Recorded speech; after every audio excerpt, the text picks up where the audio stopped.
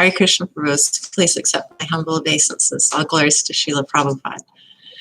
Yesterday, I happened to run into somebody when I was on my japa walk at the lake. And in the course of time, the subject of what's happening in D.C. came up. And I gave him my opinion that the reason there's so much conflict going on is because half the people believe that the election was rigged, and half the people think that it's impossible for fraud to happen in an American voting system. So I said, it's really just a problem with people's beliefs or people's thoughts. So very, very interesting reaction from my neighbor.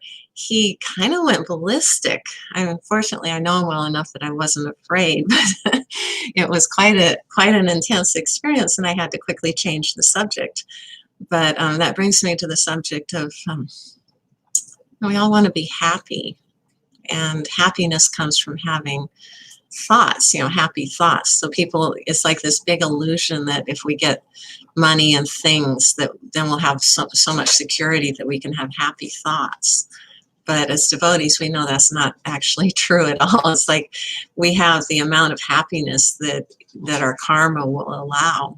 And if we serve Krishna, then everything's different. We're in a completely different reason I'm making these videos is there seems to be a bit of lack of faith here. Prabhupada did say that what's happening is going to happen. He said that the materialistic civilization would collapse, and he told us to live a lifestyle, not because of the collapse of civilization, but the lifestyle of having most of our activities in the mode of goodness will naturally make for having more peaceful thoughts and ultimately becoming conscious of Krishna, which is what the goal is. So, things have definitely gotten off track a whole lot. I'm trying to think of a way to help people or help my God brothers and sisters get out of the, if they're in a dangerous situation and they can't even imagine anything that they could do to make a difference. So I'm thinking that maybe using I've been studying a little bit about neuro-linguistic programming. So if you think ahead and think of the feeling that you'd like to have, like think about that feeling that we used to have when we were new devotees, and the excitement of spreading Krishna consciousness and the enthusiasm, the eagerness that we had to tell people about Krishna, and just kind of hold that, just feel that thought.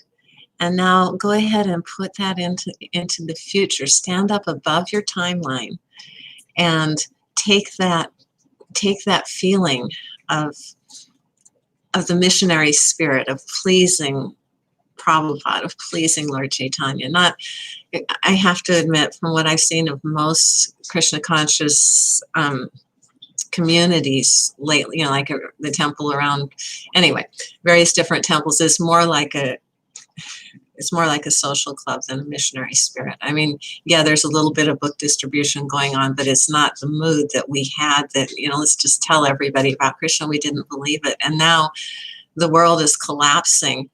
And so what can we do? Let's take that thought, that missionary spirit, and go ahead and put it in your future, like in the next, actually right away. Just have that spirit that you want to implement Prabhupada's instruction to do Varnashram, do simple living, high thinking projects. All right, Hare Krishna.